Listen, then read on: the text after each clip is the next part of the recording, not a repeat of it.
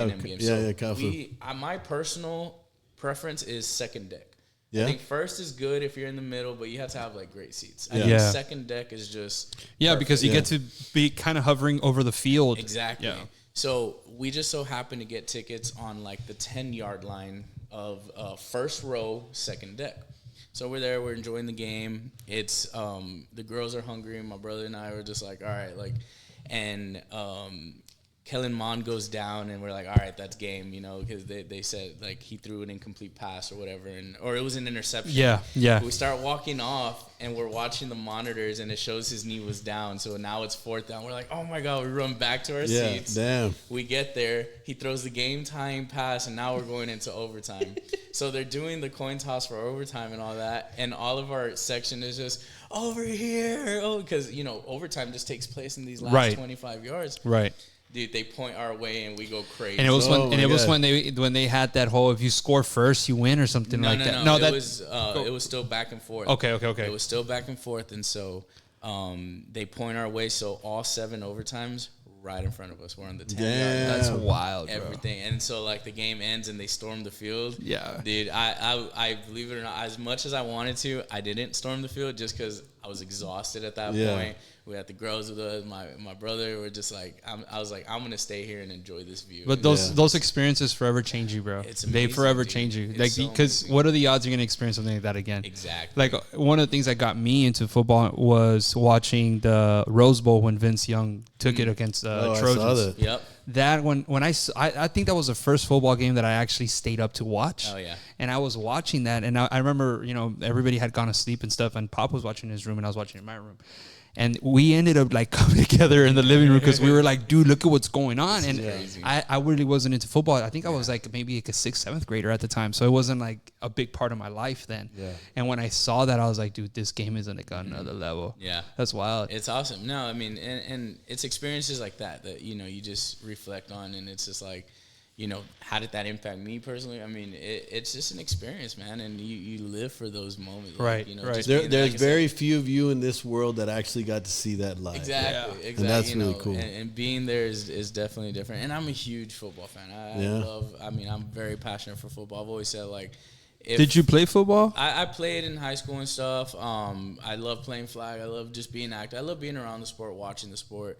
I always said, like, if my path didn't lead me to where it did today, I would have gone down the coaching direction. How did you get involved with speaking ABC? of- Like, how did that happen? It's like, So let's Nah, get into yeah, that. like, Let's so get into the did whole you reason why we're here. How did you? What did you study, or like, how did you lead yourself into Nobody this? ever grows up and says, "Bro, I want to kill bugs, bro." Exactly. You know what I mean? Like, I want to protect homeowners against bugs. Look at what he's giving, bro. This is going to be on the raffle. Look what he's going to give up. No, that's badass. And so there's going to be 2 raffle winners today. I hope that everybody that's listening likes, shares, and comments. You know, this is for new construction. 4,000 square feet. Builders, chime in. Yeah. Yes, Builders, please do. chime in, please. And then continue using us after. Yeah, of course. But no, so 50 years ago, my grandpa started a pest company here in the valley. How many years ago? 50. Okay, that's what I thought. So Damn. it was a long time. Guardian Pest Control. My It dad, wasn't always ABC then. No. So it was Guardian Pest Control. My dad took over. My dad and him really, you know, grew the company out, and my dad would do a lot of the late afternoon work, the weekend work. My grandpa was, you know, real strict about 8 to 3. You know, that's his work, and you know, so my dad would, you know, really carry the additional business and stuff.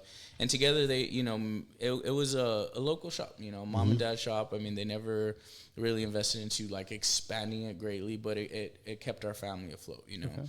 And I mean, I was like 5, 6 years old on Saturdays going out with my dad, and I would get the granule bottle and spread granules around. I was working, so I've been around the thing my whole life, you know. Then I go to at A&M. I was working there was a local company, pest control company there.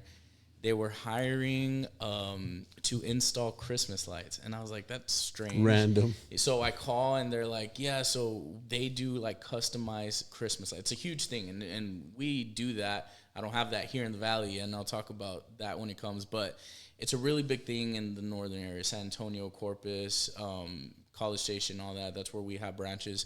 But basically you build the lines custom to the home, so you don't have, if you have a peak that goes up or a roof joint, now with the strands you have today, you have all the lines going like these. We custom build it, run a separate line, and then continue the lights down. So it's a really like expensive Christmas light deal, Wow. And so it's huge over there. And so they were hiring for that, and I told them, I was like, well, I don't mind doing that. I'll get on the roof, I'll put up some lights for y'all. And I was like, but I do have a background in pest control. They're like, hey, well, when the season ends, if we need you, we'll keep you on. And that ended up happening. So I worked with that local company for a year. And then one morning or one night, the owner of the company sends a text saying, hey, meeting at 7 a.m. in the office, bring in Chick-fil-A. And we're like, okay, cool.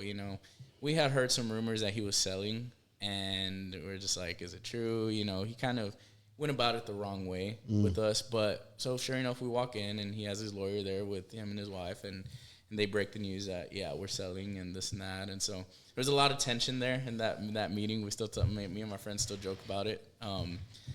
But then ABC's owner, CFO, HR personnel, they all walk in, and man, from day one, they walked in with open arms. So where's ABC originally from? They're headquartered in Austin. Okay. All of our owners and operators are Aggies. Okay. So that's why they have a branch in College Station. Well, A&M has a big agricultural Yes. We're really involved. We this past January, I was actually there at College Station for the AgriLife did a pest conference. It's a 2-day conference where it's literally just basically 8 to 5 of CEUs. Yeah. You're just CEU, all the different industries or categories of pest control and stuff. Certified environmental education, or some shit like that. Something. It's something. It's just we like as pest control personnel with our state license, you need to document 8 hours a year of CEUs, and so Gotcha. Like extended education. There we go, certified extended. You whatever the case is. Certified extended university. Something. Very nice. We'll go with that. we'll come something up. I can't think of the exact things, but yes, A&M's really, and with A&M football, back to that real quick. Yeah. If you're ever watching TV in College Station, when an A&M football commercial comes out, at the end it'll say ABC Home and Commercial Services, like official pest control company of A&M football. Oh, that's cool, bro. So we're heavily involved. Yeah. We were diehard Aggies, and so Kingsville has one of the greater agricultural programs in Texas. Mm-hmm. They also have like this program where like they study like the development of animals, and they're like leading like some the nation. I went to Kingsville. No, I know. Yeah, A&M has the best everything. Dude. Well, yeah, pretty much. No, From bro, engineering. Hey, my son's there, bro. So, yeah, I agree with you 100%. We're all Aggies, too, bro. Yeah. My mom had 3 boys, and we're all Aggies. Yeah. Dude, but back to the Kingsville thing, they have a facility here off 1015, Texas A&M Kingsville. It's a citrus facility. Oh, yeah. I was actually there the other day looking into what we needed to do for we did some work there. We built out where they have it's all framed out and it's got these screens. Uh-huh. Oh yeah. Yeah, we did that. That's pretty cool. That's awesome, dude. Yeah. Yeah, we got to contribute. Yeah, in some way. But yeah, so ABC comes in open arms, and from the start, I leave that meeting. One, there was a lot of tension in the beginning. I left that meeting. And ABC wasn't here yet, right? In the Valley. No. Okay. No. So at that moment, we're in Austin, College Station, San Antonio, and Corpus. There is entities in Houston and Dallas. There's 3 brothers. Austin owns one, another owns Dallas, another owns Houston, and they've done their expanding in those areas. The one I work for in Austin, he owns College Station, San Antonio, Corpus, and now the Valley. Like that's his field of operation. Yes, exactly. So I leave that meeting. I'm like, all right, I'm working for ABC. I'm all smiles. I have my company truck. They gave me a company phone. I remember I called my dad. I was like, hey, I have 2 phones now. Like, I feel all great. I made it, bro. Like, yeah, right. And, Hold on, Dad. My other phone. So I'm all excited about this. And, it's home and commercial services because we don't just do pest control. Okay. In Austin, for instance, we have 21 lines of service. We do pest, lawn, landscape, AC, electric, plumbing, handyman, pool services, power washing services. I mean, we're a one-stop shop for the most part. Is that the same thing here in the Valley? We will bring that in the Valley, in the future. So all of our other offices, satellite office, have slowly been bringing those in. Okay. I think within the last year or two, Corpus has brought in like AC and plumbing. So eventually it's going to be like a one-stop shop for basically every necessity. So for like maintenance. Absolutely. Okay. I mean, even like AC install, like in Austin, we're partnered with Home Depot. So any installation, any systems that they sell, ABC installs it. Oh, wow. So for like, we do everything, and so we just don't build the house. Let me That's get you. this. Yeah. You better not. Now you're coming into my territory. So you guys are your official like colors of ABC are maroon, right? I mean, okay, now we know why. Absolutely. I didn't know that, bro. Yeah. Interesting. But is that everyone's like all the branches are the same. That's pretty cool, bro. Yeah, very cool. So, and then like in addition, so I'm coming over to ABC there in College Station, working with them for a year, and then I was studying sport management. My goal was to do marketing for a professional team, and since 3 weeks into Kingsville, I met the sport management director. And he's like, what do you want to do? I was like, honestly, I just clicked sport management because it said sport. I don't know what this is. And he starts laughing. He's like, because since I was in that gateway program, right, you had X amount of degrees to pursue. And a lot of them were like education and stuff. I was like, well, they would limit you if you would do that program? If you were doing the program. So I like, in a reality, like back in high school, I was like, I want to do like civil engineering. That was something I had interest in, and, workshop thing I saw. I was like, I think I could do this. Like, it interests me, right? Right. Well, engineering is definitely not on that gateway program, Like, it's just like all these it was very minimal. And I'm like, what do I want to do? And I just saw sport. I was like, I'm going to transfer anyways, I'll figure it out. Right. Well, the sport management director basically explains, like, hey, this is a business degree in sports, and sports is a different field. You have this, that. I was like, okay, like, that's interesting. I was like, I feel like I could do good in marketing or sales. And he's like, perfect. Like, and so the Texans were hosting a like career fair, and 3 weeks into college, and I go to this career fair with a group of friends there from Kingsville who are all seniors in sport management. And we get there, and they had told me, like, it's business professional. So I, took a suit or whatever and go up there. But everybody had, like, portfolios with resumes and this and that. And they did, like, a tour of the facility, this and that.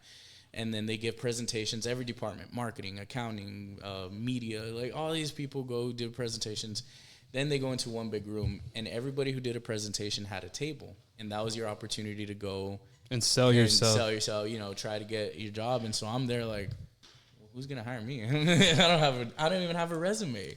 I'm 3 weeks into college. I don't have a resume. And so I was like, hey, I want to go talk to this marketing guy. Like, again, marketing had just been attracting to me. And so I go up to the marketing table, and I was like, hey, sir, I'm 18 years old. I'm 3 weeks into college. I don't have a resume. I just want to see if I could ask a few questions. And he's like, how old are you? And I was like, 18. And he just looks at his partner. He's like, you were the youngest person I've ever seen at any of these events, this and that. We go on for like 10 minutes talking. That's Everybody good. Else was, quick minute. And I'm there for like 10 minutes. He's asking me where I'm from, why did I do it, this and that. We're talking. I got his card. Throughout college, I stayed in contact with him. Yeah. I like my senior year, I had an assignment where I had to interview someone that was in a position I liked. And I asked him. Did you go through college with the same degree? Yeah, like I stuck with sport management. And you graduated with it and everything? Yeah. And I minored in business. It was a double minor, so I did minor in business and minor in international cultural management. And I don't know what that means, but I minored in it. It sounds great, bro. Honestly, it sounds real fancy. Right? Thank you.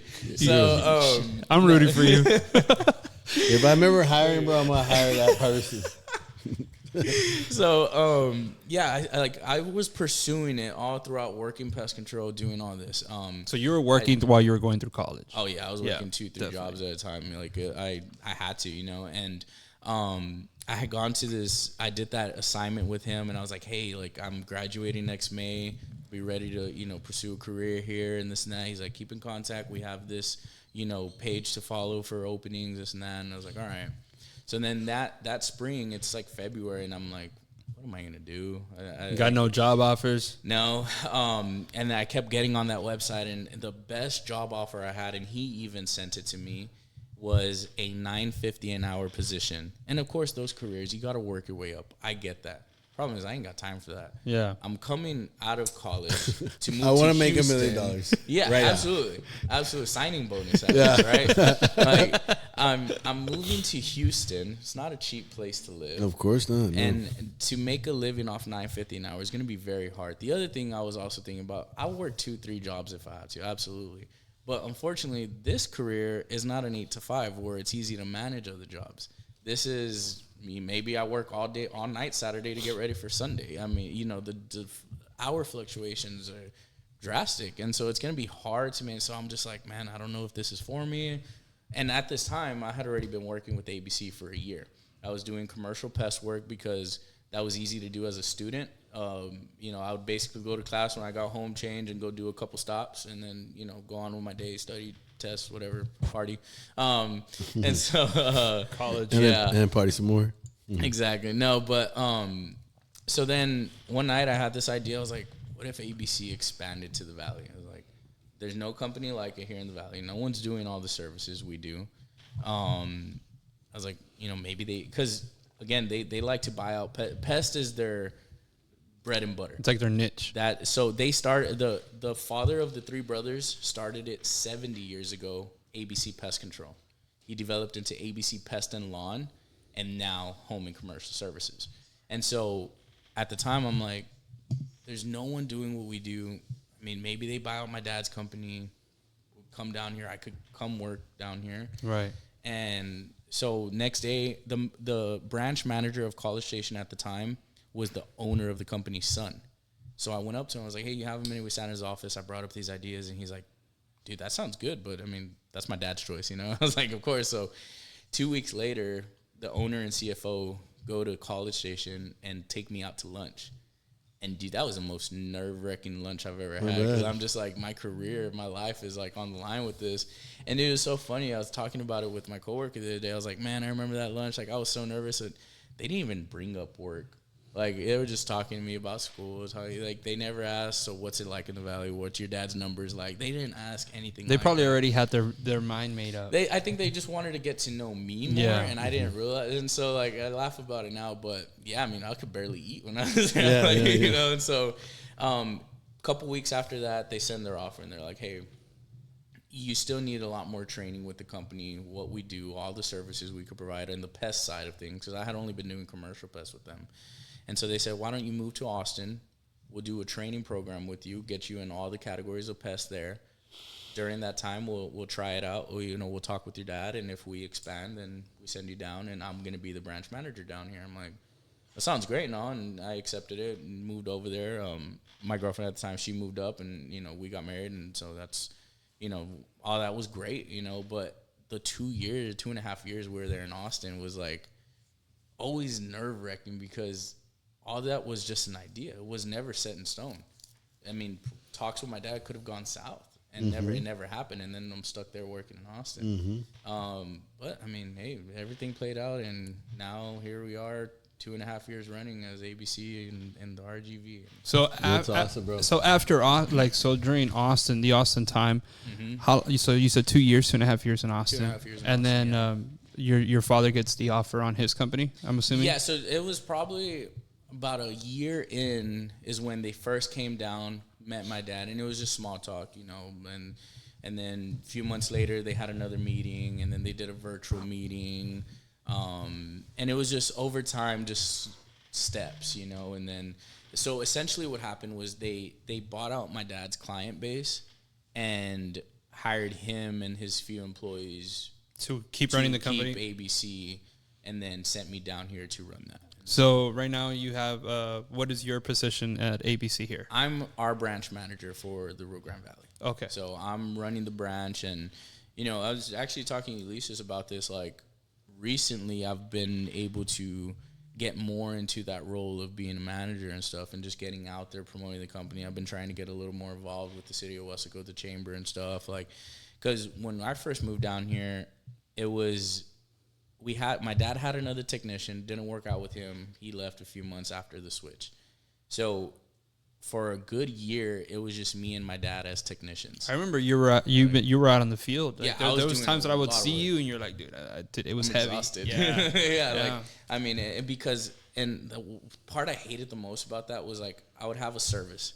It'd be middle of July. I'm sweating after that service. And then you had to go do and then an like, estimate. Yeah. And like when you're as an estimate, you want to dress nice. You want to go. You're a salesman. You want to do a good job. And so like I hated going in like my tech. But hey, I had to make it happen. You gotta do what you gotta do. I would carry an extra shirt in my truck and maybe change if I had to or something. But in the beginning, it was tough. We were still growing, but it was at a slow pace. So we didn't have the workload for a whole nother technician, but at the same time, like, it was still very, very busy for us. But now, recently, like we've had this third technician for about a year now. He was a friend of mine, and I just really trusted bringing him on, and I think it was the best decision I could have made because he's definitely helped us turn things around. And so, now, I still, like this morning, I went and did a service just because, at the end of the month, we're trying to close out and it gets pretty hectic. So I'll go, tomorrow I'm going to go start at Brownsville in the school. So I still do some services. It's just a lot lighter on my end so that I could go out, do these things, and promote the business and get sales and stuff like that. So that's awesome, bro. Yeah, that is good, bro. I think we should try and educate the public a little bit. One of the raffles that you're giving is a pre-treat. Mm-hmm. Can you explain to the people what the importance is of getting that done to a new construction and what it is that it helps prevent? Absolutely. No. First and foremost, it's required. You can't, you gotta do it. Yeah. There's you can't close. No. I mean, you can't pass inspection without that sticker saying, and unfortunately there's times where it doesn't happen. And there is another instance that or another service you could do, but a bottom line, like some kind of termite preventative should be done on a new construction home. How often does it happen does it happen? Have you seen that where the builder just didn't do it? I just got a call last week. My our office rep, she calls me and she's like, hey, this builder just called me asking what he can do because he didn't do the pre-treat and they already poured the slab. I was like, well, first off, how did he get approved to get to the pouring? But I was like, so I what city was it? I don't know. Hey, he didn't tell me. I just mentioned. No, really. It was county, bro. Right. No. So I just told him. I said, look, first off, you got to get with the city. See what their requirements are going to be going forward. Yeah. Every city may be different, but bottom line, at some point, you're going to need some kind of termite treatment on there, whether it's the BoraCare on the frames. I guess you can do that. That is an option. It's not the best option, but some people live and die by some that. People say that it's the best option. You know why? Because it's a visual aid. Yeah. And the funniest part is the visual aid is a dye that you put in there. The chemical itself is clear. The BoraCare, so when it's in the framing stage, the BoraCare treatment, it's 2 feet up from the cement up on the studs. Have you seen it? Yeah. Okay. And so with that, BoraCare is a clear chemical. Okay. When you spray BoraCare, you can't see it. You're required to put that blue dye. That blue dye on it. And so for a lot of people, it's more a visual aid than anything. Yeah. It's not necessarily like. It's not any better. And because there's so many things you could point out as to why it wouldn't be effective. Don't get me wrong. It's not an alternative, is it? So, or could it be an alternative option? Again, no. Well, some builders do it. Okay, exclusively do. It's not. Other than doing the pre-treat, or no. Other than the pre-treat, you can do the what's it called? BoraCare. BoraCare. Yeah. Mm-hmm. Is it more cost effective? No. Okay. It's same stuff. Price wise, it could vary. It just depends, because you can have again, it's all on the linear footage of your walls. And so if you don't have a lot of interior walls, it could vary. Well, okay. Overall, it's about the same price range. The way we as a company look at it is you want to do your soil pre-treat or Thermomesh, which we would talk about right now. But BoraCare is more of an additive to us. That's how we visualize it. It's extra protection. And that, yeah. Cool. Because there's so many, and even with soil pre-treatments, even with Thermomesh, there's not one perfect product that you can do. There's not one perfect solution that's going to answer all. Every option you choose is going to have pros and cons. Absolutely. You could say, well, BoraCare is better for this. Well, I could say BoraCare isn't better for this, and you could do that with every single service. And you just, which one do you want to go with? And another thing is, city codes. I mean, do they accept BoraCare to be a replacement? That's first and foremost where it starts. But I've talked with a lot of builders where they say, like, their buyer knows of BoraCare and they want them to do it. So that's why they do it also. But again, because the buyer can Because see they that. can see it. They can see it, Yeah. you know. And so like Thermomesh, you know, that was a That's product. another one that we saw recently. They did a training, I think. Yeah. For us last year sometime. Is That that the one? was Is that us. the one with? Yeah, it was them. The one with the Yeah. plates. Oh, that was you? Yes. Yeah. Oh Yes. shit. Why? I learned something. Well, that says a lot. No, so the Thermomesh, basically with the Thermomesh. But you had somebody else come in and give that. He's our Thermomesh director There you out of go. Austin. Yeah, He yeah. came in. Got it. It was that. It wasn't at your place, was it? No, that one was at the hotel in Yeah. McAllen. Yeah. It was at It was the first. Yes. Yeah. It was the first meeting of 2023. Yep. So Yeah, yeah. that was pretty interesting. You should explain that to the people that are watching. Yeah, okay. When you do a soil pre-treatment, you're treating all the soil underneath. But when you pour concrete over it, what is that soil pre-treatment really protecting? And you know, as a builder, what do you think it's really I protecting? mean, I have questions about that because to me, it's like, it's already gone. Like by the time By the time you pour concrete? where I mean, I'm just Yeah, talking no, from no. a layman's perspective. No, it's all great stuff. Because, so, yes and no. Is the product gone? Not necessarily. The science behind it, and truly, yes, it does stick into the soil. Now you have seeps concrete in. over it. But if you have concrete over it the living room, you're looking at a living room of a house. Yeah. Where are termites going to come up that concrete? They're going to come up the pipes Exactly. because there's water. So you're It's only, humid. No, it's not necessarily just No? that. Okay. It's that. So the That was termites- pretty close, though. Hey, right? That was like Good answer. I was like, here we go. You could have, yeah. I mean, so termites are in our soil. They could be 10 feet deep. Who knows how deep they are? When the concrete dries, it expands off the pipe just a bit, right? It creates a little bit of A spacing. little bit of space, but that's enough for termites to go up. Of course. The other thing is bath traps. If you have bath traps, you leave a piece of soil because of the humidity or something like that. It is. Well, I think you got to adjust for the tub, right? You have to. So Yeah, you got for it's to, a tub. so you got to leave some Exactly. wiggle room. So you got there's- some dirt. There's soil there. Yeah. They could come up that. Yeah. So a soil pre-treatment, in reality, if you look at the realistic part of it, it is only protecting your plumbing penetrations Okay. because they're not going to come up the middle of the living room Right. unless there's a crack in your foundation. Right. But if there's a crack in your foundation, you, You have a got lot bigger more issues. problems. Yeah. But, the yeah. termites. A lot more Yeah. problems than You termites. you would already seen that on your tile or something. Exactly. All right. So I got a question, right? Because this comes up from clients all the time. Okay. Hey, didn't we do termite pre-treatment? Why do I have termites coming up the concrete here? Exactly. I'm so And it's glad only you been brought 6 months. that. That is why, Hey, because I don't know, bro. Call ABC. Hey, I paid him. yes, absolutely. Oh wait, did I build that? Yeah. No, because again, when you do It's a a soil real pre-treatment- question that every builder could probably has but heard. here- Yeah. So look at you build your house. Mm-hmm. The soil underneath is pre-treated. Okay. The foundation, the sides of the foundation isn't.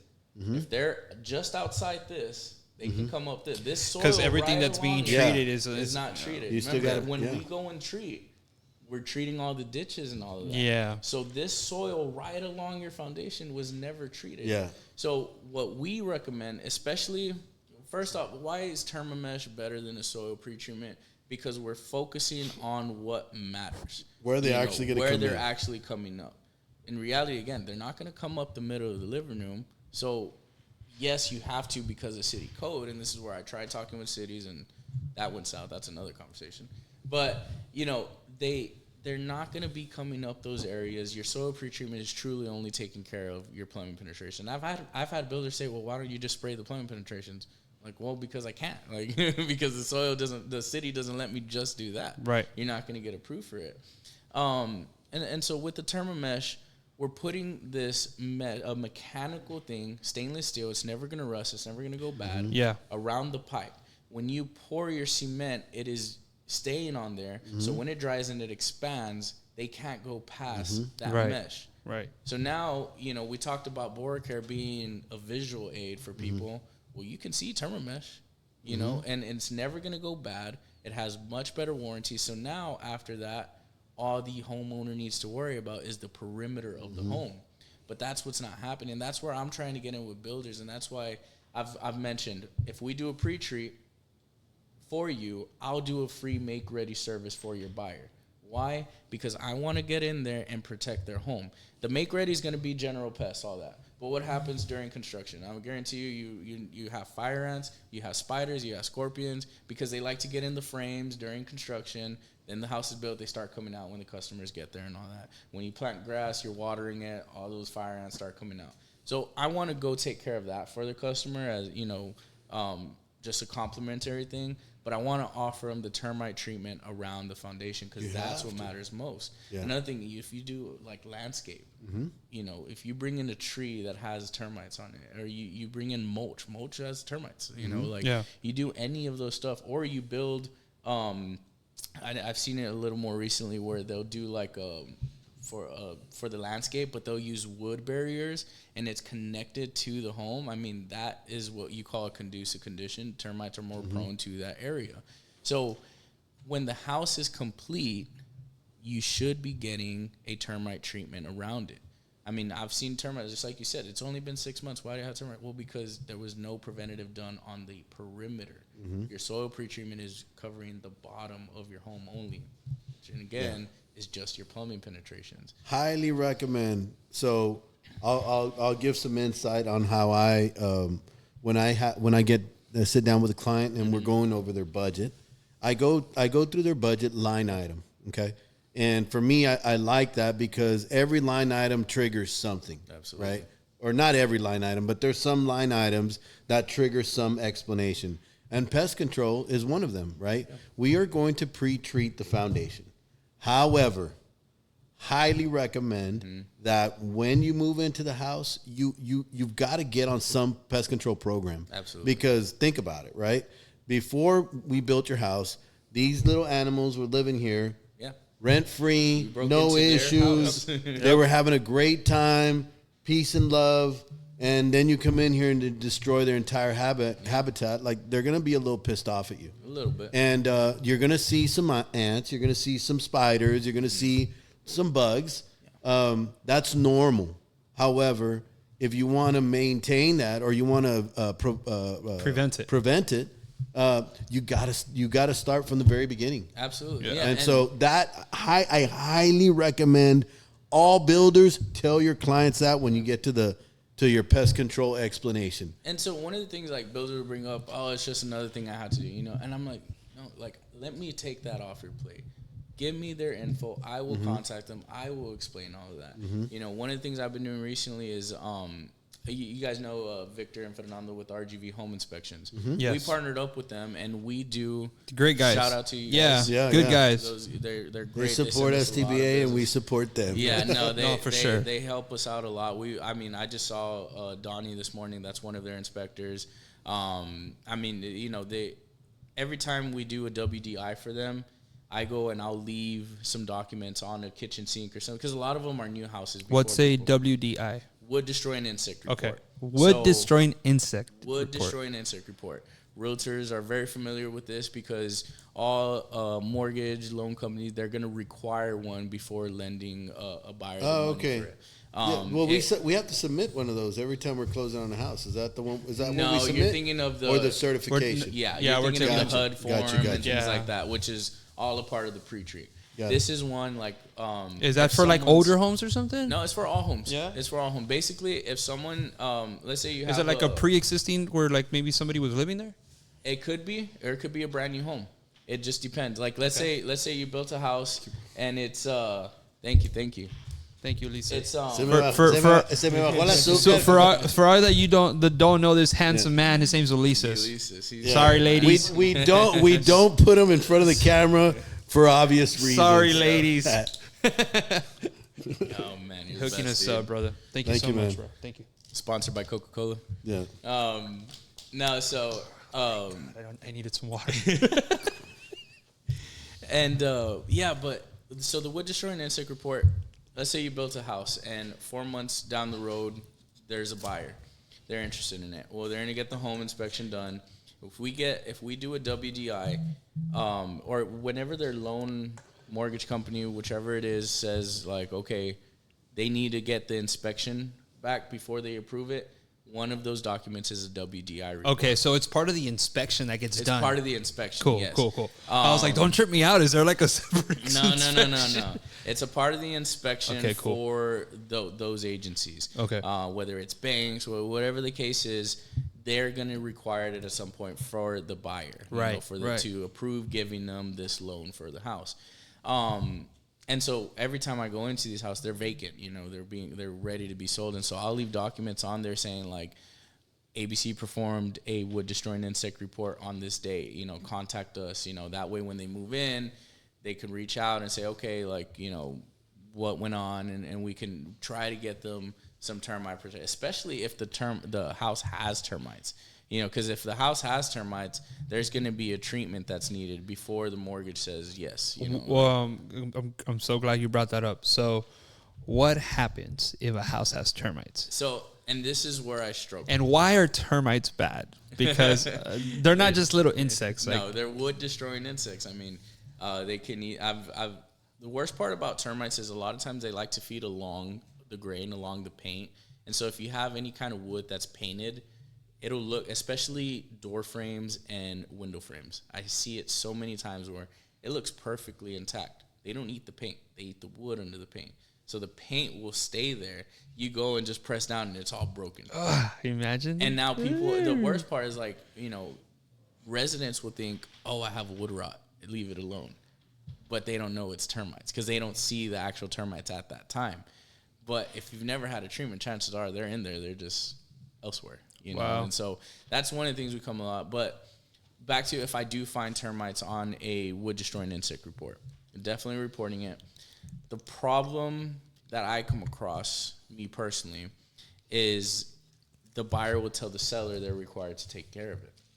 The seller is going to go and find the cheapest option to get it taken care of. Right.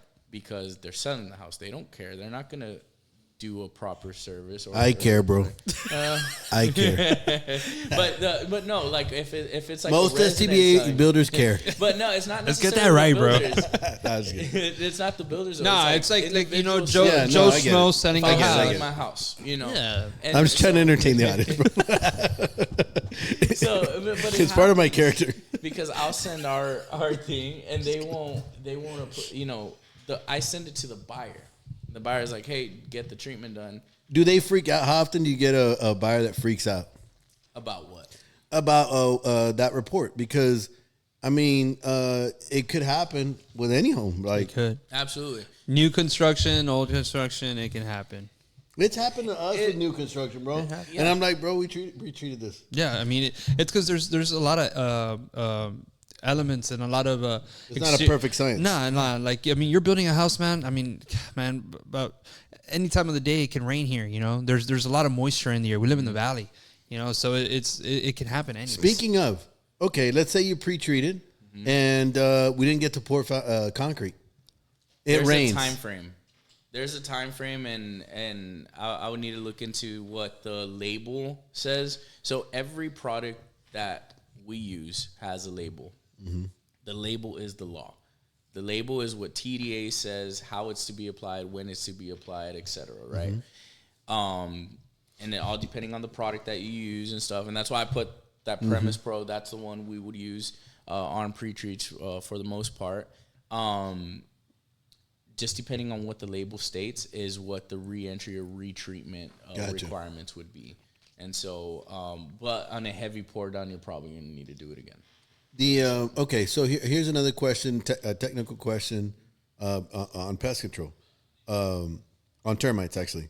When you see the little termites that are coming up the side of the wall of the concrete, those are what kind of termites are those compared to? What's the difference between the termites and which one's more dangerous and which one should be we worried about? We got 3 classes that we deal with the most. Okay.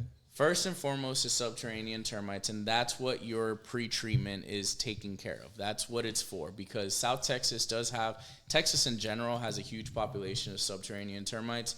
South Texas, so the more south you get, the more you see, and Same thing with javelinas, bro. Yeah. Oh, I hate those dudes. Yeah, but they're good to eat. I mean, but there's just a termites lot. aren't. Is there any protein or nutritional value in termite? Yeah, I don't think they've studied that. I don't think so. But So we got subterranean If we termites. have that Yes. many, Subterranean means they come from the ground. Okay. So they're Yeah. coming from the dirt up, which is why we treat around the foundation and keep it to the ground level. Okay.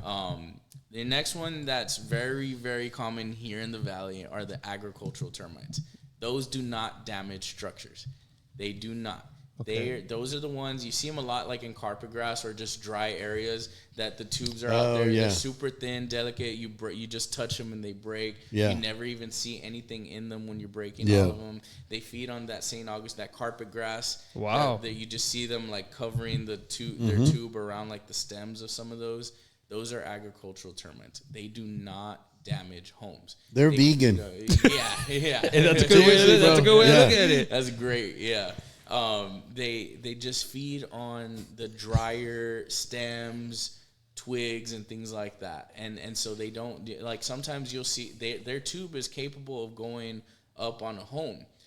If best rule of thumb, I tell my clients, like, look, if the tube is super delicate where you go and you could brush the whole thing off, it's probably agricultural. Another thing is if it goes up and it stems all over the place. You're talking about like a It's tube of agricultural. Dirt. The like it mud looks tube. like dirt, right? Yeah. Yeah. Now, the subterranean tubes are going to be up on the foundation. They're probably not going to go past the foundation because they'll find a crack. They'll go in the weep hole. They'll find a crack along that foundation and go in there and start feeding on the studs there. on the meat, Yeah. those are carnivores. Carnivores, exactly. So those tubes are going to be thicker and harder. I got to get my key and break it off sometimes, because they're using a lot more of their saliva and stuff like that when building that tube, and they're not just expanding drastically. They're going, they're feeding it, So those are the big differences between the subterranean and the agricultural tubes. Now the last one, huge in Austin. We're starting to see them more. I just saw them yesterday or this morning at a property. They're called drywood termites.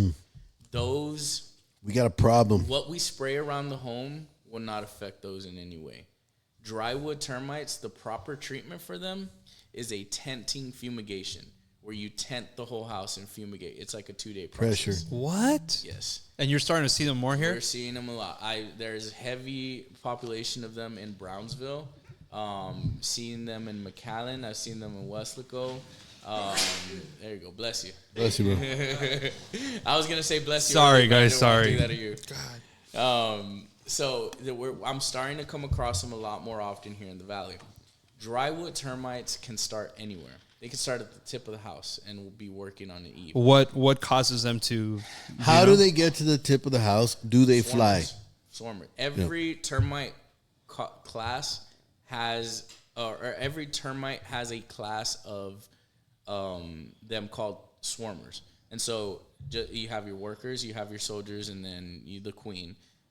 Some of the workers at some point they'll get their wings and they fly off. Whoa. That's why I just learned something. I didn't know that termites could fly. Yeah, that's how they spread. Wow. That's how they spread.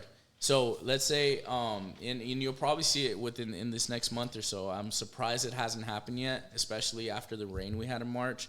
But I think April, May is a little more likely of the season. It'll rain one day. The next day when the sun comes out, you see all those flying ants. Everybody thinks it's flying ants, and they're all around your lights on the front doors and things like that. And then all you see are wings left over. You had termite swarmers in the area. Those they are shed their- termites. Yeah. They shed their wings. They shed their wings, and their objective is go down into the ground, mate, start a colony. So what I tell customers is just because you see wings doesn't mean you have termites. It means there was termites in the area. There's termites all over the place. There could be termites in that tree just outside. There could be termites in the 2x4 that's just thrown out there in the yard. Your mesquite wood. Your fence. I mean, there's no telling of where they came from. Bottom line, they swarm. Drywood swarm. So when they swarm, the difference is they're not going in the ground and starting the colony like subterranean. They dwell into some wood and start their colony that way, and they start feeding. Their activity is a lot more drastic. They feed a lot faster. Is it because they're mating or they already mated? No, it's just their aggressiveness. Like that's just they they destroy wood a lot faster, and they don't stay in contact with the ground. So a lot of the times, I tell customers, like with the door frames and window frame scenario, Okay. if you break that and you see dirt in there, chances are it's termites, because wood rot is not going to be associated with dirt being stuck in there out of nowhere. You know, especially on a window frame. Why would there be dirt in this window frame? Right. You know, Right. it's termites. But with the dry woods, if you break it, you're not going to see any dirt in there because they're not associated with the soil. Yeah. It's just going to be hollowed They're just out. eating, bro. And what the dry woods do is they're eating and they're depositing. Yeah. Their deposit comes out in little wood pellets. They're tiny little pellets. They have a class of workers that will clean out their colony. So if they're in this window, if they're in this thing right here, and this section is full of dry wood termites, it's full of poop, you know. So they have a class it'll make a little hole, and they'll be pushing out all those pellets. So every morning, if they're in the window frame, you're gonna see a little pile of dust. What you think is dust? What you think is wood rot or whatever it is. Customers they don't have the knowledge. Yeah, of they don't have the knowledge It's on not it. something that's so common. So what happens is they think, oh, like it's carpenter ants. That's one of the most common ones they get is carpenter ants. Yeah, It's not. I've heard that before. There's been times where this customer was like, hey, every morning I'm cleaning off these pellets from this. Well, because they're feeding. Then usually you see them where? Or does it matter? It doesn't matter. You could find them anywhere. So This is the third class of termites, right? that's, yeah, and it's one of the, I wouldn't say least common ones, but least common here in the valley. But again, I'm starting to see them more and more. And I think They're the most dangerous. They're the most dangerous because they can be anywhere, and the damage they do is a lot worse. But look, so I actually got this pretty cool picture of, so you see that little pinhole? Yeah. I drilled that. So their hole where they push it out is even smaller than that. I used like a 5/8 little drill or something like that. And that dry wood came out right there. What do you mean that dry wood? That's a dry wood termite. What? It's that big? No, I zoomed in that much. Oh, damn. But so this was like How? But that's a 5/8 hole? no, not 5. Sorry, it's that was a 1/8. 1/8. Gotcha. 1/8. Okay. Yeah. Okay. It was a 1/8. That's a pretty big. Yeah. No, because I remember where. Y'all didn't get to see the picture, but the guy's like this. No, Hey, but that's a big ass termite, bro. I mean they're not tiny. They're bigger than some ants and stuff, but Compared to basically- another termite, though, they're like the más chingones. Yeah, so what I had seen down, this was like in a chest, and what I saw at the bottom was a pile of those pellets. So I start looking up and find that little hole where they're pushing it out of. And so whenever we can't fumigate, one of the alternatives we have, which on this one, it's not a one and done. We do this like on a maintenance whenever fumigation is just too expensive or something, because fumigation can cost a lot. Well, What yeah, we'll you do have is- to cover the whole house, It's right? a 2-day process. We have to monitor it. I mean, it's a lot. Got to that get goes everybody into it. out. Yeah. Got to be careful what There's it a lands whole on. like checklist Gotta of get- things we could do. It's pretty crazy.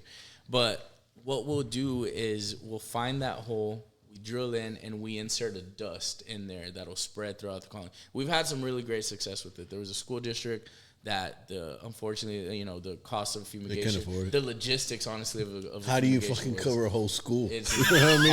impossible. Like it probably we're like realistically this is gonna be like if we did it would be the largest fumigation in history. But it Like, would maybe do it like in stages, it's 'cause you can't. You can't. I'm not So- even gonna try to figure that one Here, out. Mrs. School Board, here's the quote. Here's a quote. Yeah, it's going to be about 100 million. Yeah, no. Realistically, I mean, I'm going to need a check for half. Please. yeah, just to buy the stuff to get that job. No, like the logistics behind it. Our team from Austin came down. It was about 6 of us that were out there. We're just like, can't do it. Like it's gonna take a lot, and financially, I mean, so we came up with this program, and we went around just looking for piles, and wherever we would find a pile of these pellets, we would look and find their exit hole and treat it, and we had a lot of success with it. I mean, and it's like we told them, like, hey, this is a maintenance program. It's gonna, over time, and we've brought it down drastically, but there's still a spot or two that we come across. And Can you explain to people? Is there if a person has termites, is there something that can harm a person health wise, if there No. is? Okay, So just that's a if great anybody question has a because, question on that. Like, for instance, here they were asking, one, can we take these home to our houses? And I was like, no. It's like, can a swarmer land on your back and go with you? Because have you ever heard like when you travel? Have you ever heard like, oh, it's I brought Bed a bugs. yeah, like a bed bug or a that cockroach? is very possible. That stuff is the termite. No, because again, if you're thinking subterranean termites, they're in the ground. They gotta, How long can they live outside the ground? probably not long. Especially like if you're thinking like a worker termite, they don't have any defense. That's why they have soldier termites that have the mandibles that can fight them off. But if you think about a worker termite, I mean, But you're talking about microscopic little insects, no? Or they look? Those termites are probably like fire ant size, maybe a little bigger. Hey, that's big, bro. They're not tiny. Because that termite you just showed, that looked like it was that white thing, right? Yeah. That looked like a beast, bro. Dude, that's a huge termite, bro. I zoomed in drastically. I mean, on you that. zoomed into it, but you like, gotta imagine. put it on the put it on the send it to you so you can put it on the thread. Dude, that's wild. I mean, I don't want to see that. We got 3 termites. We got subterranean, Yes, sir. right? We got we have what was the other one called? Drywoods. Drywood? No, wood Agricultural. and agricultural. Yeah. So the drywoods was order, the third one. In order of danger, it's agriculture the least, Yeah. subterranean, and then drywood. The And then problem you there- got the other little what are you called?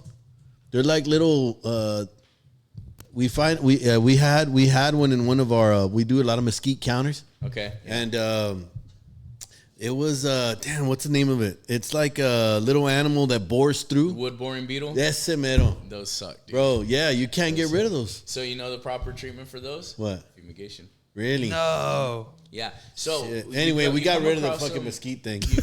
Okay. Yeah. We're just like the guy, the pest control guy. It was Burn it. Who was it at the time? I don't remember who we had. Well, next time it's me. No, yeah, no. He comes. And he's like, "Oh shit, bro, that's a whatever. Where'd you get the mesquite? Well, we had it. Whatever. The backyard. And then and you treated. Well, yeah, we bleached it and stuff. Well, how long? But maybe we didn't do it long enough. Okay, Right. all right.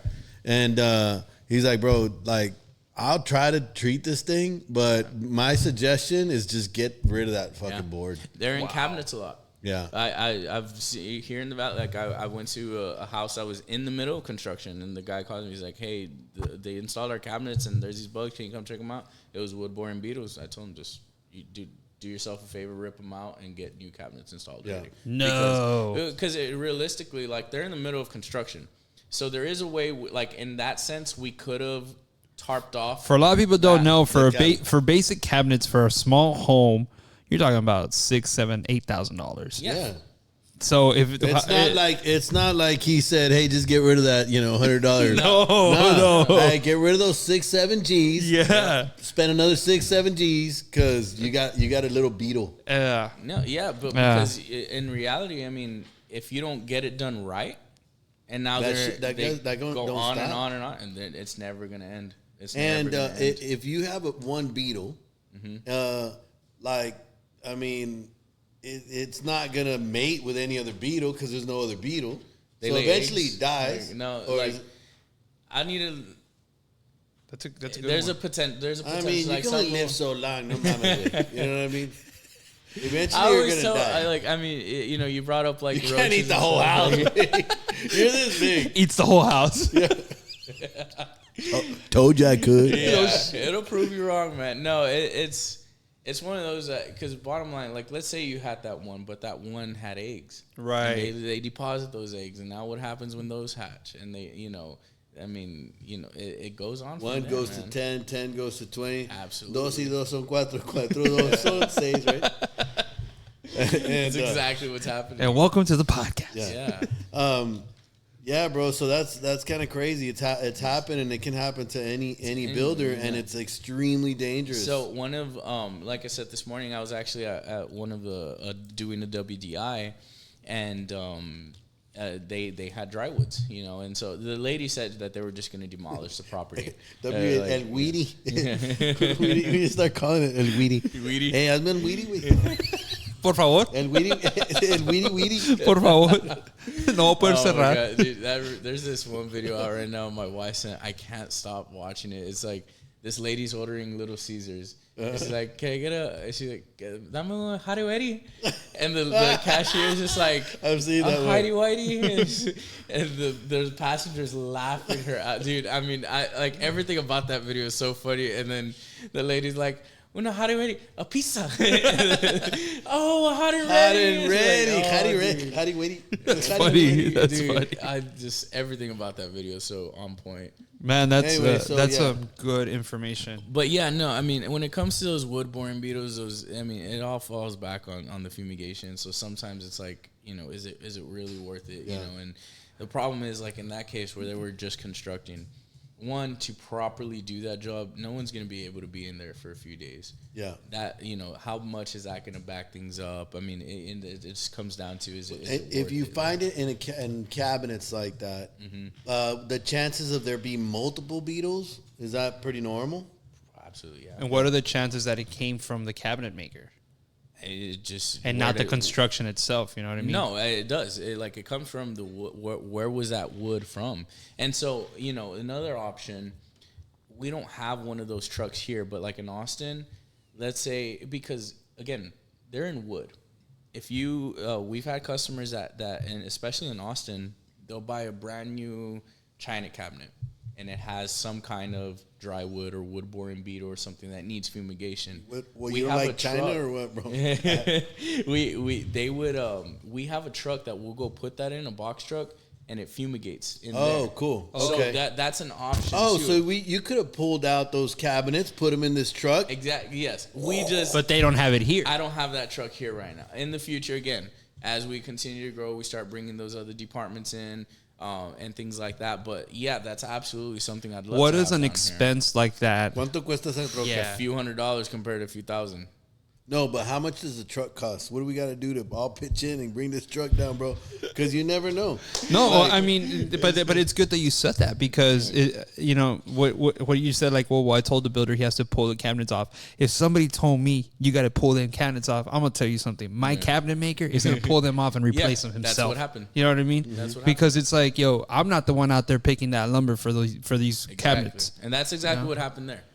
That is what happened there. And that's a the cabinet guy delicate was subject responsible. because, is. bro, like, It is. No, el it's- cabinet guy tampoco pues anda jalando. You know what I Exactly. mean? Like, you feel bad and you want to try and that's to the figure thing, it like, out. In my field, man, there's so many things that are just very delicate subjects. I mean, Yeah. even talking to customers about roaches, like, hey, like, just clean up a little. It's like, is that like? How can I there's- prevent this? Yeah. Stop hoarding. Hey, There's levanta la pinche water break. No manches. wash your dishes. Like, no. But seriously, like, in rodents is one of those that, I always, promote, like, hey, we don't just do baits and traps for rodents. It's a Band-Aid fix. We're going to get on the roof. We're going to go around the home. We're going to stop them from getting in. We're going to put a true prevention from all rodents getting in. But there's customers that, like, to hear that they have them, they don't want to hear that. They spaz out. Like, Yeah. exactly. And that's where I explain to them, look, it has, like, I've seen rodents in some of the cleanest, most antibacterial homes you can think of. It happens, bro. But it's a structural It's like Ronnie issue. said. It's like I- Ronnie. Go for it. Go for it. Sorry. No, go. It's like Ronnie said. Like people need to understand that most, if not all, of these subdivisions are being developed from raw land. Yeah. So when you have somebody that goes in there and destroys their home, they're not getting rid of rodents. They're not getting rid of roaches. They're not getting rid of these termites. All these little insects that are living in this dirt and these little creatures like a rodent, whatever it is, a tacuache, they're there. Yeah. And as these homes are being built, they're still there. Yep. And they're not happy with you, bro. Like, No. you fucked up their Theo's house. He's dead. Yeah, You know what I mean? he's You dead. killed him. Yeah. You probably like wiped out their whole family, and they're just gonna be like, no, pues yeah, move in. Yeah, for No, sure. bro, they're pissed. I mean, I've even had where a possum went in. It was in the framing stage. A possum went in and shoot the water line, and so when We had that. yeah, Dude, it happens. yes. The apex lines, and you could tell Yeah. because in the little pecks, like it's like plastic. You're right, yes, sir. You could see the little mouse The bites. gnawing marks, Yeah, yes. and it blew the whole. And now you have a damn leak. leak, and then you have to, Yep. and that comes with fixing sheetrock, repainting. No, dude, it's Exactly. and then it's a snowball effect of things that a builder has to do. Yep. Bro, and those are all things that you will eventually run into as a builder. Yeah. You think, just when you think that you got it, man, dude, I'm building 10, 20 homes a year. Things are going great. I know what I'm doing. Look at how I'm making a lot of money. And los sas. Yeah. You got Reality check. You got a little woodborne beetle in one house. Your a fucking possum just chewed up the pipe on the other house. Like, Absolutely. Y Pacala said it was on the second story. yeah. No, yeah. Hi. So you guys, this Hello. is Hi, how are you? Welcome. Chairs so they're not Yes, like ma'am. Yes, super low to the ground with the sweat. this is our Westlaco How you chamber doing, man? president. Hi, how are you? Hi, Barbara Mucho Garza. gusto. Good to meet you. Mario Guerrero. Barbara, nice to meet you. Mario, Ronnie, Hello, how are you, Steven?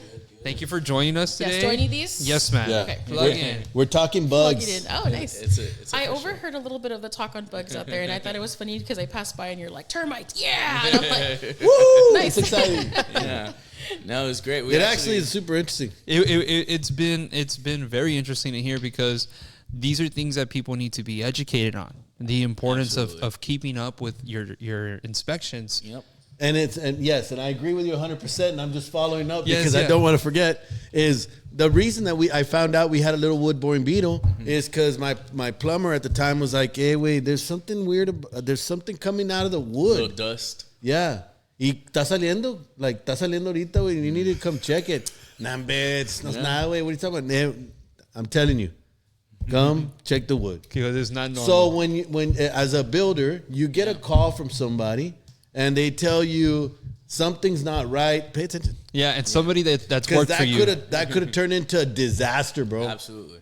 I could've- It's just gonna spread. Yeah. And you know The whole house is made out of wood.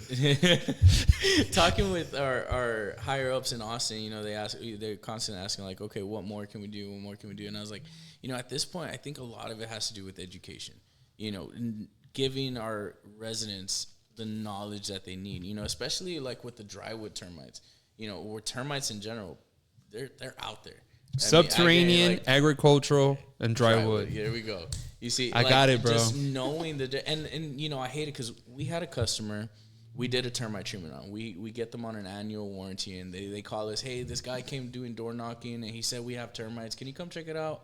I go, and it was agricultural termites that he pointed out. And he was trying to sell them a termite service, and that gets me upset. I'm very passionate about what I do. You have to be in order to And, move it forward. Yeah, and so for someone to be going out Oh, and I'm saying pissed like, off about that, bro. it's for someone so to be mad right going now. out and saying like, hey, you have termites. We'll catch you up. Hold on. It's for someone to go say, hey, you have termites, and it's not even a termite that they have to Yeah. worry about, and they get my customer worried and stuff, and you know, it's just like, Not to mention the strife they just caused between them and the builder. Right. And the builder's just like, bro, really? Really? exactly. I hate when I see that, you know, and it's just, again, now I also hate when it's like it gets to the point where it was really bad, but it could have been just prevented with an inspection. Yeah. You know, but people don't realize like, hey, this little dirt might not be wood rot. You know, that's the one most common thing that people say. Oh, I thought it was wood rot. And it's termites. Like, Is there a beetle in here? like I'm itching Oh my god. Let's segue a little bit. Before that, you guys need to get with Disney and do the movie, bro. Okay, no, hold up. Disney movie Ants. You know the movie Ants? Well, the B movie.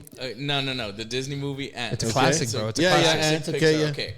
So, as a kid, I used to love watching that movie. You know, didn't think anything of Bro, it. that's how you knew you were always going to be in this business. You know what I mean? He's like, Nobody ever says, I want to do this for a living, except this guy. You know what's He hilarious, just didn't know yet. Get sports. No, hold up. Before I left for college, believe it or not, dude, I would tell my dad all the time, hey, Dad, when I leave for college, I'm not coming back, and I'm never going to do pest control. I'm back. Well, that was a lie. Well, Yeah. life. Circle of Sucker. life. But no, that movie, I saw it recently because it was on Netflix. We you know, I tried to get my son to watch it. He couldn't care less, but so I did. And it's funny, like I now watched it for him. Yeah, so now knowing what I know, it's so cool how like factually correct that movie is on so many levels. The war, the termites and the ants. That first off, those ants, they're fire ants. Yeah. Fire ants and subterranean termites hate each other. and they fight. It's like they fight. Republican and Democrats. Absolutely. And so that's exactly what was going on in that movie. Like, that was a factually correct thing. Yeah. And I was like, it's so cool to see. And then how they work and stuff. And they talk about the workers, the soldiers. And all that.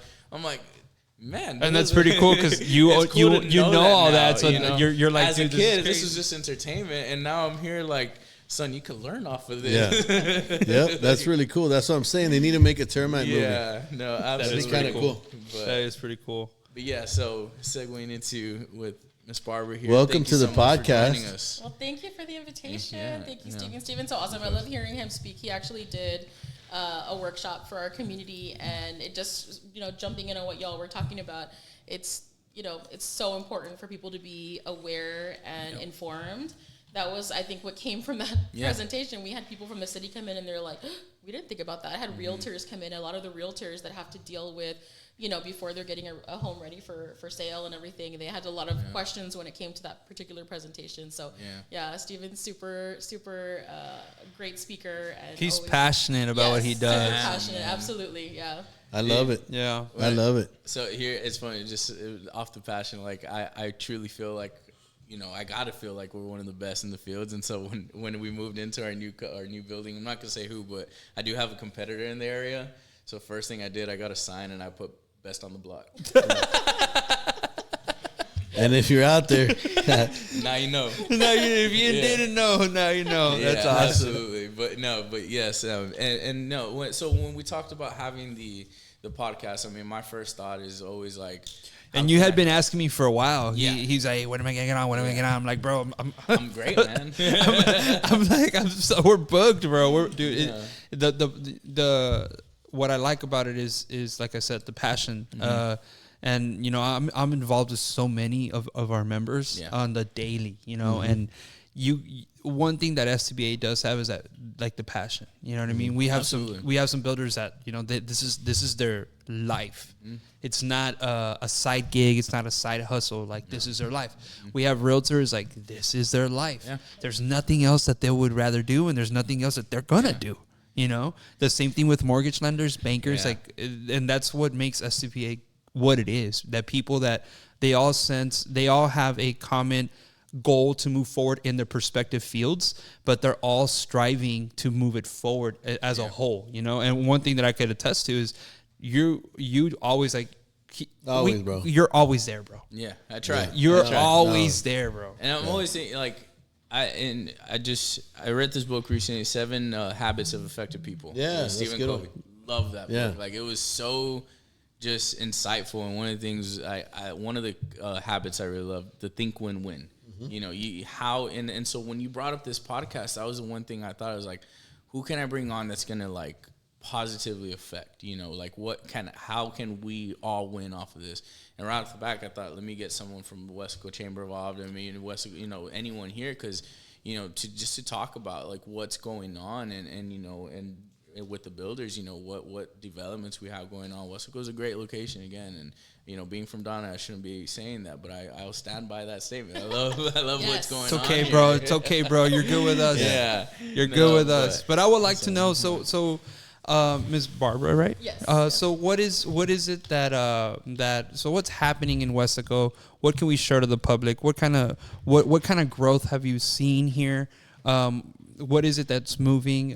Can you enlighten us a little bit with what's coming here? Absolutely. So Wesco, as it's seen and known as Wesco City on the Grow, over the past at least 3 years, we have seen so many new businesses coming into town. And in fact, I had a meeting with our city manager and the director for our EDC, our executive director, and one of the things we were discussing is all the new different brands and companies coming into Wesco. And we can actually share that there's over 42 businesses, large nationwide brands that have come into this community. And I think that's just amazing. And through the Chamber of Commerce on our side, we see firsthand the businesses going through their openings, going through the ribbon cuttings, and getting started here in this community. And the first thing I always hear is, we're centrally located. We're getting customers from all over the place. And the fact that we are centrally located just makes them even that much more interesting and accessible to people across the Rio Grande Valley.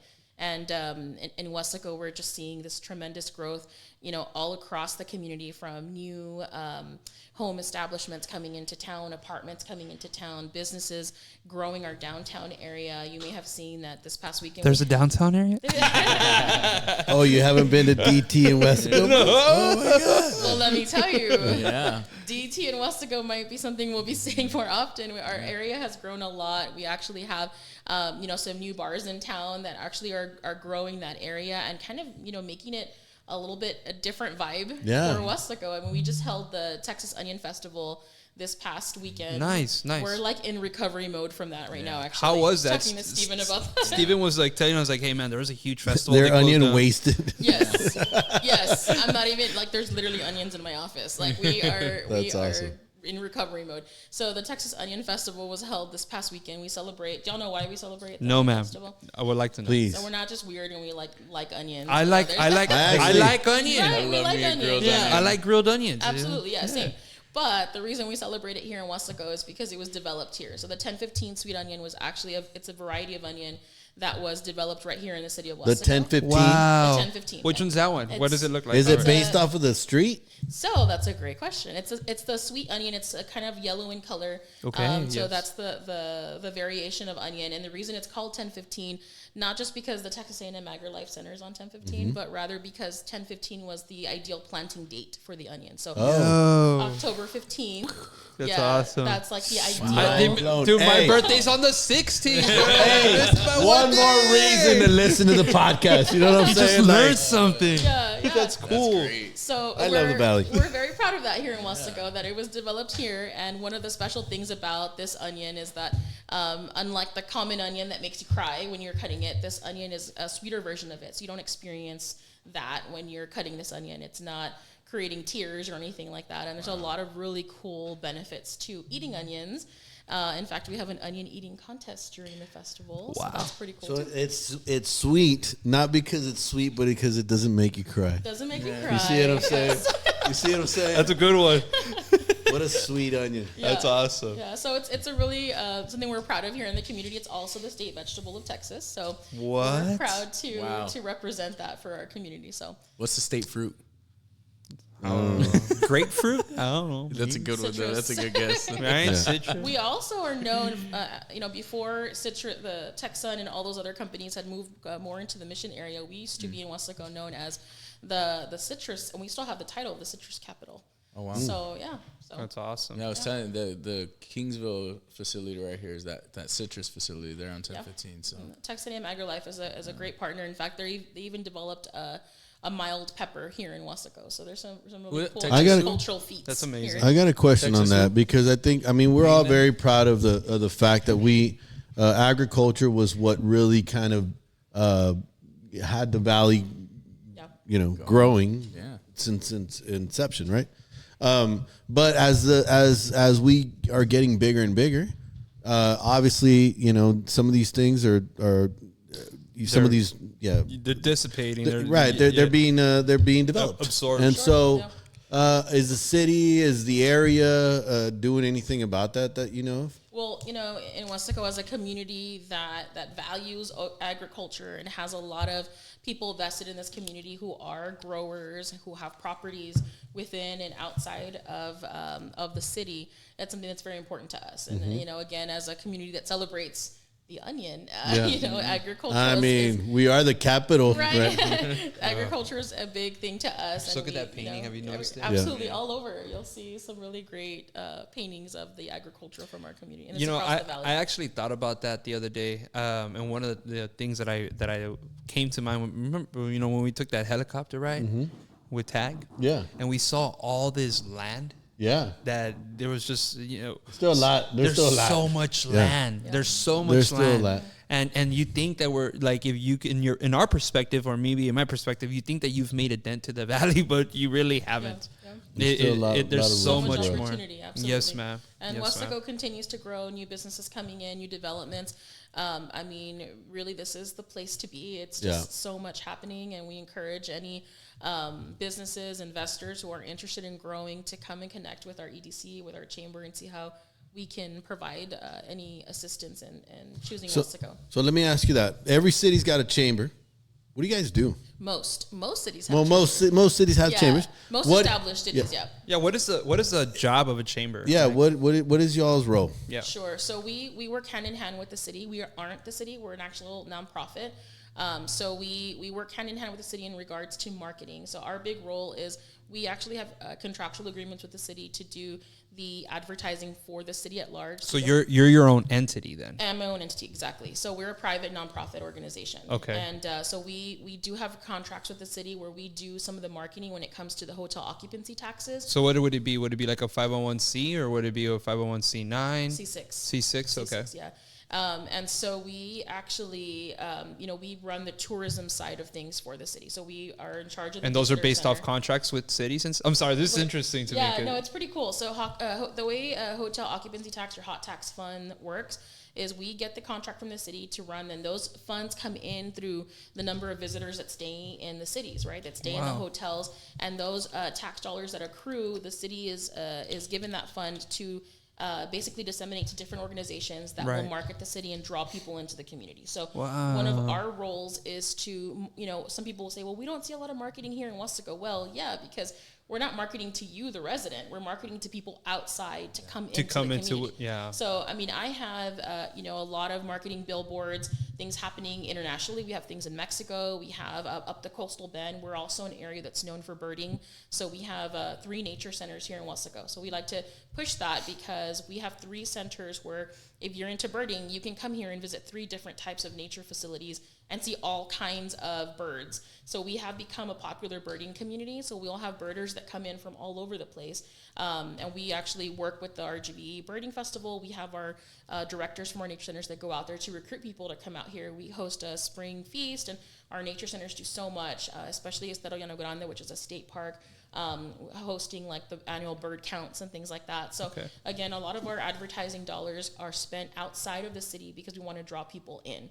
That's through the contract we have to run the visitor center, right? We want to bring people to Westaco, just like the Onion Fest. And that would be like one contract, right? Yeah, that's my contract with the city to run visitor center and bring people in and market Westaco and bring people into town. And so again, those are dollars we spend outside of the area to draw people in. And then aside from that, we run the Chamber of Commerce. And so the Chamber of Commerce is our primary. But that is a membership-based organization. And so we actually have an organization of members that come and be a part of the Chamber of Commerce, and our goal is to market them, to connect them with different resources. For example, like Steven, when he moved into town, he held his ribbon cutting. That's in partnership with us, so we help organize that. We bring in yes, I remember seeing you there. Yeah. I thought you looked familiar. Yes. It's all coming back. Yeah. I was there with Mr. V. I remember. Yeah, Mr. V. Yeah, so we bring in, some of our ribbon cutting dignitaries, our red coat ambassadors who are business leaders in the community. They have their own businesses, and they come out basically to support other business owners. And here in Westaco, we have a really nice community that we have a lot of business owners who come out and support each other, which is really cool. That was a really cool ribbon cutting. Yeah. When I saw that, all that support, I was like, man, this is really cool. Yeah, no, I was so happy with the turnout for it, especially when it was like 120 degrees that day. It was like the hottest ribbon cutting we could have done probably, and but I was still very excited. And we had our CFO and COO down from Austin for that. Yeah, I remember that. And they were just astonished with how it turned out. And then they got to, of course, we went around town and seeing everything. And, just a little side, what you're talking about, like the development, all the land. It's like I always tell people, especially coming from Austin where I lived for 2.5 years, like all those areas are growing up. The valley is growing out. Yeah. It has so many developments going out, and it's just so. And again, like that trip. You passed over this. There's so much opportunity out there, and even in the past 2 years that I've been here, I feel like I've seen just all those restaurants and area, that shopping area there, before airport. It's like. And then we even opened a new industrial park. So Stevens in one of the industrial parks, our original one, and now we actually just launched our new industrial park. That's over on 1015. And so that already now houses Glacier's Beer and Beverage, which is a 253,000 square foot facility. Wow. That's going to offer so many new jobs. It's new. Yeah, brand new Oh my facility. God. That's awesome. And they manufacture alcohol? So they actually are a distributor. Oh, So, they're a distributor. Yeah. So their first warehouse was in McAllen, but they learned that Westlake is just so amazing. The best. And it's the place to be. So they Hey, nothing created- nothing on McAllen. But nothing on McAllen, but we're better. Weslego's growing. Weslego's growing, it and is. so now we have that huge organization here in this community. That's and, awesome. UPS is breaking ground, and so there's a lot happening. UPS is out here now? is breaking ground at that new industrial park. What's the biggest? What would you say is like, man, this is the biggest company that's been looking at Wesleco that you, if you can mention on the air. What I can mention is I think at this point Glacier's moving into our community. And the investment that they're bringing, like even with the supporting community events, they were our corporate sponsor for the Texas Onion Festival. So there's definitely a vested interest in not only bringing their facility here, bringing jobs here, but also a vested interest in being involved in the community. When that's very telling of an organization that is going to be established. I mean, here. 230,000 square feet is no. It's huge. How many jobs is predicted? I don't want to give a number that's not accurate, but I know, between some of these new businesses that are coming in, there's over 500 jobs that are, high level jobs that are coming into the community. Let's segue back into STBA and the Builders Alliance. Sure. Obviously, this is great information for builders, right? Because you guys, they're going to be hiring. They need places to live and places to absolutely for entertainment. What do you see in that regard? Any new subdivisions that are coming up? What information can we share with builders that would benefit them to come in and invest here in Wesco? Yeah. So I mean, with that, we see so many new. I mean, I think we're kind of segueing away from seeing new homes being built, but there's a lot of more apartment complexes that we see coming up. So here in Wesco alone, we have, I believe it's 2 to 3 new apartment complexes that are coming into town. Aren't built yet, but are in the process of that groundbreaking piece. So that's The happening. multi-story ones? Multi-story, yeah. And so there's also one possibly coming up off the expressway. So there's just a lot going on. And so for any builders that are interested in maybe being a part of those projects, or also interested in building here or starting something here in Wesleco, there's definitely a lot of opportunity. I would definitely direct them to connect with our economic development office to see how they can become a part of it or learn about some of these projects to kind of get involved. Through most of these, we require bids or through their incentive projects, and that would go through our EDC in the city of Wesleco. Cool. Yeah. That is awesome. That is Great. awesome. Some great information. Everybody needs to come to Wesco. That is awesome. That is awesome. So this is the STBA podcast, the South Texas Builders Alliance. This is my co-host, Ronnie. My name is Mario. I know that we've already said hi, but I felt like it was a little fast. But the basic principle of this podcast is to inform people of things that are happening in our jurisdiction and things that are happening within our community. We are in the construction industry. Yes, sir. And we are a builder organization that has a bunch of affiliates, just like Steven here, that is a member.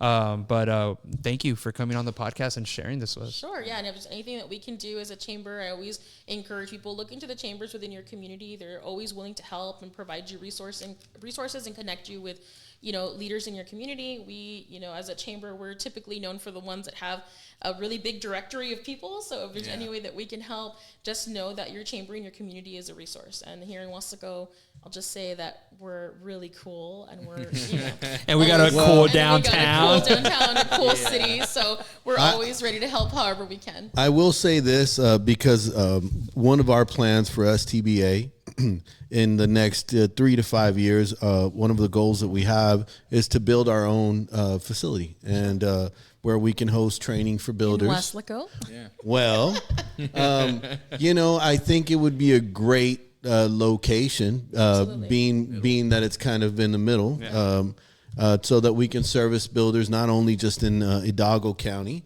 and in the industry, not just in Hidalgo County, but also in Cameron County. I think, it's in the middle, right? Like, absolutely. And it's right, literally. Logistically, it's kind of like in the right spot. Would there be incentives? incentives for a nonprofit organization like us that we can seek out, maybe from the EDC or the chamber? Sure, and also, I mean, aside from getting, a building established, just know that there's resources already if you wanted to use this facility in particular. We manage the business visitors and event center. So if you're planning to host maybe a meeting to kind of test out the area, see how it is for everyone to get here, there's a facility that we have here that can house up to 100 people. So if you're looking for, to host a small conference, we can assist you with that. But absolutely, the first thing I would say is, make a meeting with our economic development office and connect with Steve Valdez. He's amazing. He'll be ready to assist you well, and kind of think about what would be a good space and really just thinking through what your goals are and how that space can accommodate what you're looking for. Well, I will say this as far as our goals are concerned and our mission statement, right? Because we did, when we started this organization 3.5 years ago, it was extremely important for us to set our goals, what we're about, and where we want to see ourselves in the future. Yeah. And obviously the first thing is we want to be a resource for builders, right? There has never really been an organization like that truly reaches out and mentors and educates and brings the builders together to actually talk and help each other out, right? Absolutely. That hadn't existed prior to that, and now now that it has, I will say, man, we've completely changed the whole industry, right? Yeah. I say this all the time, but man, I got more builder friends than I have friends, right? And so. But it's also bringing our affiliates together, right? Yeah, because now that we got builders talking and helping each other, well, now we got to open up the lines of communication with. It's that networking piece, and people tend to forget how important networking is. We've done, and Steven's gone to some of these with us where we have networking events, and we tell people, you can't forget how important it is to make that in-person contact, to give that business card and to talk to somebody, because I can tell you from all of these networking events we hold, people are going to go back and call each other, and that's what happens is that you create that connection, and it's so important. And Stephen referenced the 7 habits of highly effective people, and there's one piece in there. One of those habits is sharpening the saw, right? And always. That's exactly what you're doing is you're giving people the opportunity to sharpen the saw and always be on top of what's next and what's new and how you can stay updated on what's important to help you be successful as an organization, as a builder, whatever it might be, because you can't stop learning, you can't stop the education piece. That's the only thing that's going to get you further ahead. And the third part of our mission statement is community, right? At the end of the day, man, we're all in this together. Sure. We're someone's I actually have the mission statement here, and that you brought it up. I was like, I'm going to pull it up. So the mission statement is providing educational guidance and guidance and mentorship to our members through seminars, workshop, tutorials, and fellowship to improve the quality of homes and enhance the customer experience. That's number 1. Number 2, strengthen relationships between builders, construction industry, and real estate professionals by creating an atmosphere of transparency, trust, and fairness. And number 3 is building pride and confidence in our local community by emphasizing integrity, certainty, and credibility.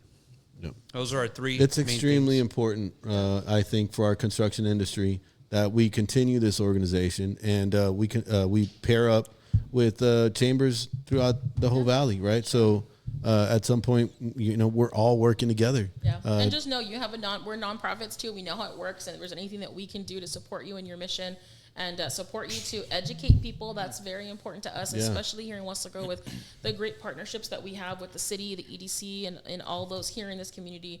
Whenever we have an opportunity to offer people the support and the opportunity to become more educated and well-informed, stronger business leaders, we're here to do that. That's awesome. That's awesome. Man, we appreciate that. Thank you. And yes, I will reach out. Definitely. We will reach out. Definitely. Thank you once again for coming on. So we usually wrap up the show with a raffle, right? Oh, nice. And Steven has been grateful enough to give. So we're gonna have 2 raffles today. One will be if a builder wins a raffle, he'll be winning a pre-treat for 4,000 square feet, minimum of 4,000 square feet, right? I think what we could do is we'll do it. If it's a builder, they get that one, and then we could still raffle this one. Yeah, that's why too. Then, if a builder wins, they get the pre-treat. And then if a non-builder wins, they'll get the service. Yeah, okay. Cool. Perfect. Absolutely. Nice. So you want to, How many do we got? Like 13,000? So is she going to click one? Yeah, you can do 101. Absolutely. Okay. So you just click this button, and I'm going to show the camera. So in order to win, you got to comment, like, and share. Publicly. Yeah. Publicly. I messed up on one time. Yeah. Like, my name wasn't in the wheel, and I saw it in a shirt publicly. I was like, man. We got Central Material. Woo. Hey. Nice. Cesar. So Remove them off the. yeah, we can give them this one. No, Yeah. we'll give Central this one, so you could put Central on. And whoever wins next, if it's not a builder, we'll just do the I'll same. just do another Another one-time, service. yeah. Okay, Yeah. sounds good. Yeah, cool.